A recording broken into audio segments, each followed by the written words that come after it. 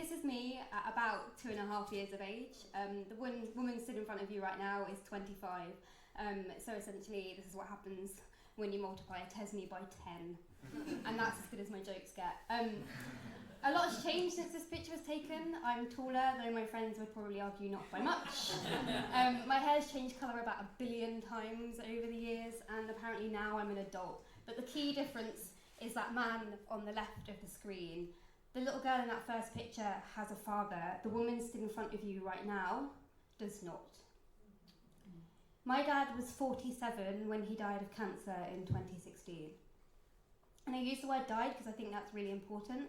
I've been known to say when we lost him, but we didn't lose him, we weren't careless, and also he isn't lost, so let's say what it is. My dad died and my dad is dead, and that's fine, we can say that. I've learned a lot in the last 3 years, much more than that which earned me a degree in the summer after my dad's death. Mostly that as a country we really suck at talking about death, but I know that's been touched on already tonight, so that's not my soapbox. What I want to do is share with you my very personal experience with grief and the things that I've learned as a result. So as a bereavement aid, I started to write a blog, which is letters to my dad.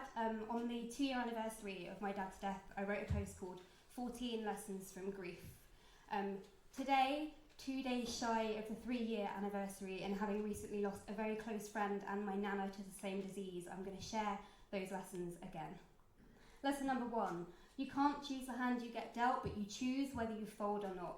Cancer is a great leveller. It's a really good example of the fact that you can't choose the challenges you get. What you choose is how you respond. Challenges are a fact of life. Being miserable, that's entirely optional. Lesson number 2. Life isn't fair. Shout it at the top of your lungs if it will help. Just know that everything is random and nothing is fair, and the minute you accept that, you can start rolling with the punches, because they will keep coming. But eventually, things will get better. And if you keep bouncing back, eventually, you end up higher than when you started. Lesson number 3. Grief isn't a process that ends. Firsts are really hard, because it's the first time you have to do that thing without the person that you've lost. Seconds, I've found, are infinitely harder, because it's the first time it hits you that it's forever. Grief is not a linear process, and you lose that person again and again every day you wake up without them in the world. But they're right when they say it gets easier. Eventually you cry less, you dwell on it less, you have less episodes of uncontrollable, inconsolable sadness, and you start to think that you can rebuild, adjust to a new reality, and get through the other side. Unfortunately, lesson number 5 is they are wrong when they say it gets easier. You just find new ways to grieve. It becomes less about the loss of the person and more about the loss of all the days you could have had. This is me and my granddad, and I will never have a photograph like this of my dad and my kids, and for me that is a pain that will never ever ease. Lesson number 6. I'm a legacy, but that should not define me. After my dad died, I was so consumed by this need to do him proud and echo everything that he lived for that I didn't leave myself space to feel or be anything else, and it took me too long to realise that I didn't need to fill his shoes. I just needed to make my own and walk in them. Pride. I'm enormously proud of my family, in particular these 2 girls here, my little sisters. One is a women's Premier League footballer, the other a budding engineer and inventor. And despite the turbulence we've experienced, they've come out the other side intelligent, witty, beautiful young women, and I'm so excited about what the future holds. Gratitude. Yes, I whine and moan like the rest of the world, but look, I live in a beautiful part of the country. I enjoy good food, good company regularly. I've experienced quite a lot of big trauma in the last 3 years, so I've started to appreciate those little things a lot more, because they start to chip away at all those big sad things. It's a cliche, but I'm stronger than I thought.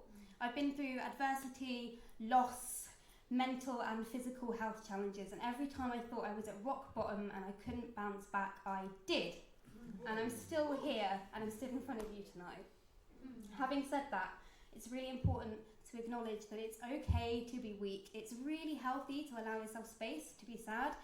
Wrap yourself up in a blanket like a sad burrito, eat your body weight in Ben & Jerry's, but know when it's the right time to unwrap yourself, take a damn shower, put on your war paint and get back in the saddle. Also, acknowledge that in those moments of weakness, Help is always there. Use it. Take up all those offers of, oh, if there's anything I can do. People wouldn't offer if they didn't want to help, and it helps them feel better. Get counselling. Even if you think you don't need it, go to one group therapy session. It will make you feel normal at a time when your life does not feel like reality. Patience with yourself and with others. Relationships are symbiotic.